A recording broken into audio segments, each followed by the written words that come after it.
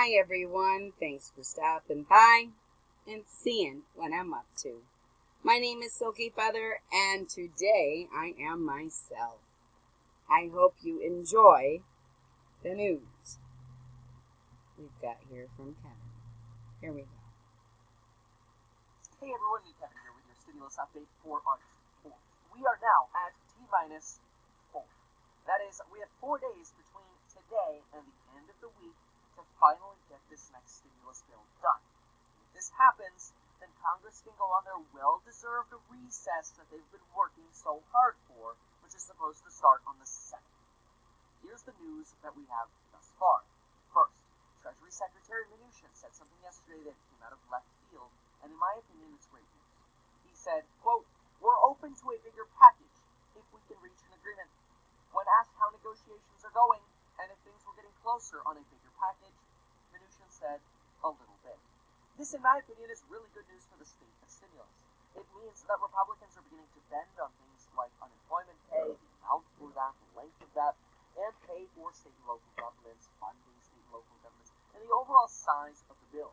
Now, don't get me wrong, I don't want to come in blindly and say, hey, the government should just print endless amounts of money, because I think that'll create its own problems as well. But when we finally start seeing movement from Republicans towards Democrats and Democrats towards Republicans, we might finally be done with hearing this word stimulus, and we'll finally just see the money show up, which is what we're all waiting for. And the reality is our economy needs it. I don't think there's any economist who says our economy needs less stimulus right now. It's not even an issue of left or right. It's just a matter of fact.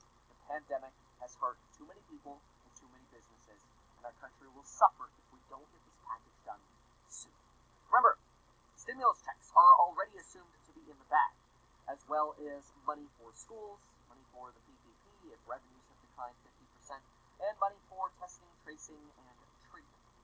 The entire hang-up now seems to be based on the unemployment amount, how to scale that with the unemployment rate, and how long this unemployment boost should be extended. Money for state and local governments is, of course, another hang-up. Unfortunately, most issues, things like the eviction ban and liability protections, seem to have bipartisan support, especially since Democrats have mentioned they're open to liability protections as long as there are consumer and worker protections included. Here's what's on deck for today. Excuse me. We're getting together again this morning. That is Treasury Secretary Mnuchin, Mark Meadows, the White House Chief of Staff, Nancy Pelosi, and Chuck Schumer. After meeting on Saturday and again on Monday, 3 hours on Saturday, 2 hours on Monday, we're all still wondering and scratching our heads, how long are they going to meet this morning? Anyway, after their meeting this morning, Mark Meadows and Treasury Secretary Mnuchin will go to a lunch with Republicans, probably to pitch the morning negotiations to the Republicans. To me, this is kind of like a scene from the Vikings, where Ragnar Lothbrok and King Alla exchange negotiations, and then they retreat to deliberate. You know, they come up on the horses, and then they talk, and then they go back to their little camps to try to figure out what do they want to do. Do we want to attack them while they sleep, or are they going to be ready for us? Who knows? The lunch is expected to be over by 2 to 3 p.m., so we expect to have some press releases this afternoon on how discussions went, unless, of course, Nancy and Schumer beat the Republicans to that, and after the morning meeting, Nancy and Schumer talk to the world. It depends on, I guess, how much of a victory lap Democrats want to signal, because it seems that right now Republicans are starting to bend towards Democrats a bit. Now, Donald Trump seems to be mostly absent from these negotiations. He seems to be instead treating this as something where he expresses his dissatisfaction with Congress and suggests, hey, if Congress won't act, I'll just cut payroll taxes myself, which we know is going to create problems, and Congress will have to intervene in the future anyway to forgive those amounts. Mitch McConnell is expected to be at the lunch, but he's not part of the negotiations at the moment for the morning meeting. Now, also consider this. Democrats, in a weird way, even though they have less power, seem to have the upper hand at the moment. Remember, Republicans control the Senate and the presidency. That's 2 out of 3. You'd usually think, okay, Republicans are in control. But it's an election year. If Republicans fail to get something done, the public might not blame the people who held it up, which could potentially be Republicans or could potentially be Democrats. They might instead just say, I don't care. I'm blaming who's in power. And I think it's possible that both the president and Republicans see that during a critical election year, the last thing they want is blame to fall on the people in power. That might actually increase increase the likelihood that Republicans lean more towards the Democrats to get this bill done, which would mean more stimulus for the markets, which would be a big win for Democrats. A big win will probably be celebrated for Republicans as well, but probably also a big win for the people, hence, well, we have to agree, the stock market in the short term. The stock market is anxiously awaiting news on this next stimulus package. So Democrats do have a potential win here, and they have less potential damage if something doesn't get through. That's just my opinion. And don't get me wrong, I love negotiations, watching negotiations, as much as I love watching the Vikings. But honestly, this whole Congress thing is a really crappy reality show. It's so painful, it makes me want to verify that my life insurance is up to date. Get yours in as little as 5 minutes, and Android and Apple pay for it. And get your 2 free stocks for Weevil when you sign up and deposit just $100 against the month. Furthermore, let's touch on Republicans and their HEALS Act. There are 3 things sneaking into the HEALS Act that are concerning folks, and we keep hearing about this. But 2 of these 3 things you may have not heard of yet. So we already know about the $1.75 billion for the new FBI building. Now, some are saying Trump wants to rebuild the FBI building so that another hotel can't get in there to compete with the Trump Hotel, which is nearby. People are saying that. Whatever. We do know that the building is dilapidated and the building sucks. Another thing sneaking in is $377 million for White House renovations at the West Wing and a screening facility.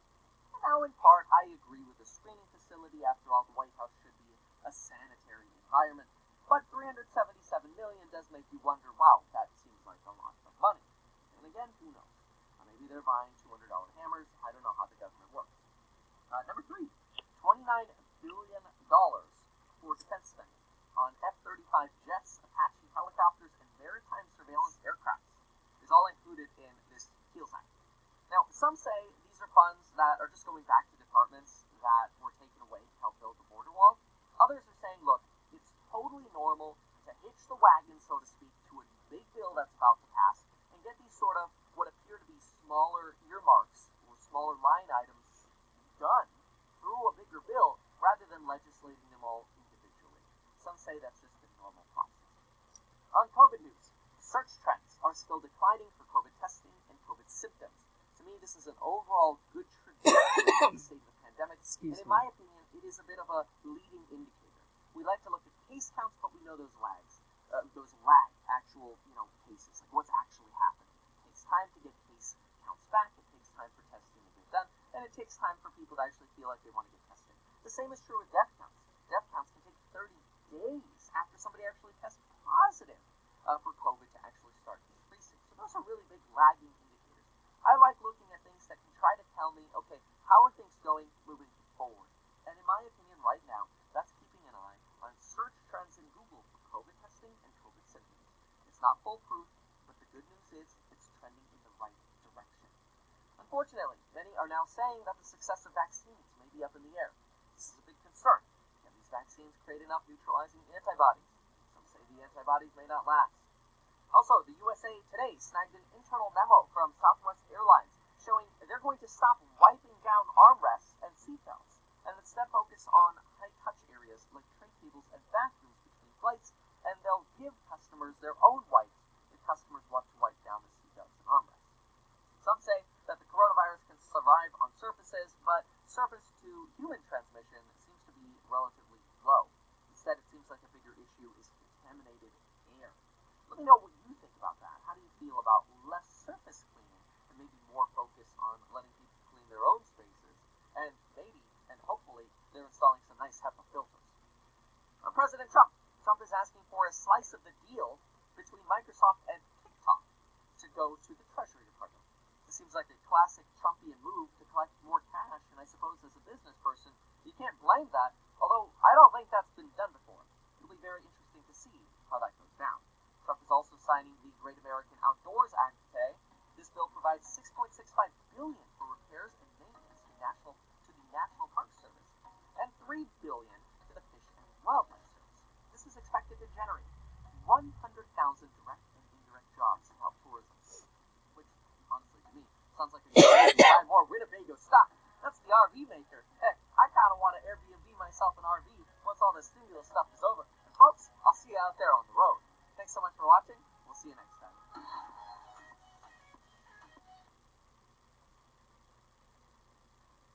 I'm sorry, guys. Thanks. One, Trump doesn't, it's not about another hotel. It's about he has property there, and the value of his hotel will go down if something else is not there. Okay? He's going to put a police department in there and make it badass, just like his hotel. So, I don't know, I just feel like it's just a bad move on Trump's part. Because it's really meant for him to save money or potentially earn more money in his hotel. Because of location security. Safer. We're right next to the police department. Look at my big old ballsy light bulb. I don't know. But I'm done with him. I don't like Mr. Trump. And I never liked him before. And if you've watched me or know anything about me, you know that I have a problem with my mom. She walked out of my life and I'm alone. And long story short, and you can pick on me for this look. I really don't care. Pick on me for my short hair. I don't care. I'm finally living for me. And if you don't like me for who I am, well, you can always change the channel. This is Silkyfeather signing off. I love you all. Thanks. Like, subscribe, and share. And if you're new here, welcome. I'm a crazy MF. Bye-bye.